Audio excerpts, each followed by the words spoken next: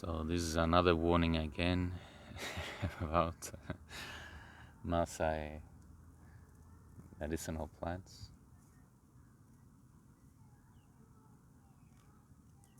You guys who love these things and use these things and know these things, there will come a time it will not be available in the wild. It will come a time it will not be available in the markets. So it can be good if you really want this in your life. It can be good to find out how to actually plant them, how to actually grow them. And this is my intention. I've started to do this with the sokonoi, sokoni tree. I've started to do this with the oloerian, merioi tree. I've started to do this with the orkokolai. I've started to do this with several species. Some have succeeded well, others have not.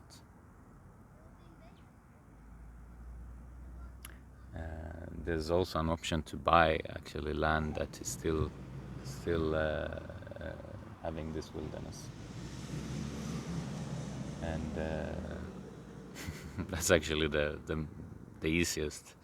You just buy and you conserve that land. So we need to think long term.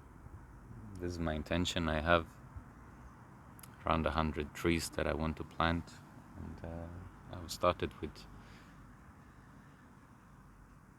with some of them.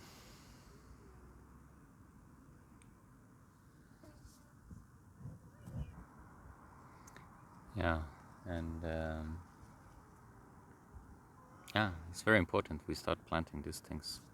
Even if we want to have them in the market, someone has to supply them. And it will not come from the national forests, because these ones will be closed from the public. They will be fenced.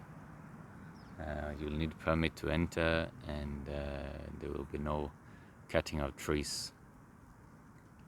Possibly you'll be allowed to harvest seeds like oloisuki and seketet and some seeds, but those are very few plants. Yeah, and for the last 10 years I've been doing this research to find out which trees are medicinal, and of late I've also done the research which areas do they grow, and then I've started to try to grow these things. And you'll find there are some trees that grows in the highlands, supuku, and there are those trees that grows in the drylands, orpurkel. And you cannot put a tree from the dryland to the highland, because it will die from the cold, and you cannot put a tree from the highland to the dryland, because it will die because of lack of water, or it will die because of the heat. So these are the issues. And then you have some climates in between that you can actually, depending on the soil type, if there is only rocks, you will only be able to grow certain trees. If you have very nice soil, or you have moisture, you can actually grow highland species even in the middle ground. So those are the things to concern. If you like now Irkonyil, you'll have to have a land that is highland, because it only grows in the highland. If you like to grow sokotei, you have to have a land in the dryland. So if you want to plant all these these trees, you have to have different lands in the different climate zones. Yeah.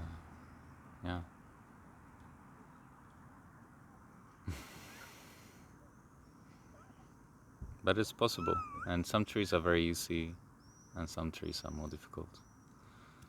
And many trees to start with that are easy,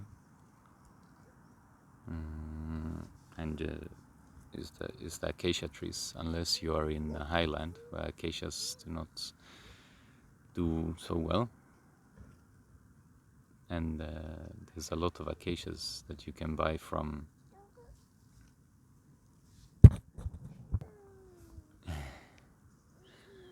and some of these trees are very potential, like the Olosesii tree. You'll find that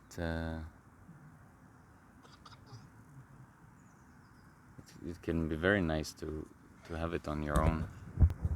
And if you don't have it on your own in the future, you might not afford using it as a herbal medicine, because as we speak,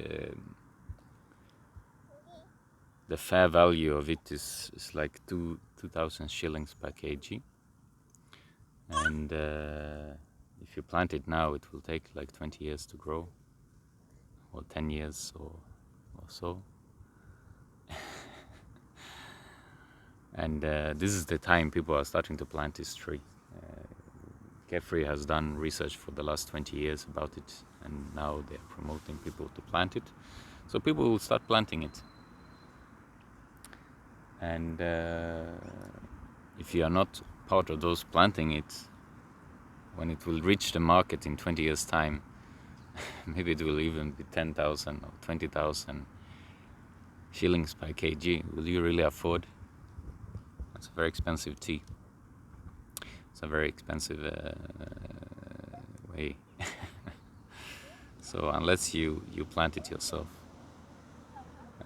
And this can be the same for Osokonoi. This can be the same for Rikinyil. It will be costly, it will be scarce, it will be difficult to find it. So if you don't plant it, who will? All right. Hope you learned something new. Talk to you next time.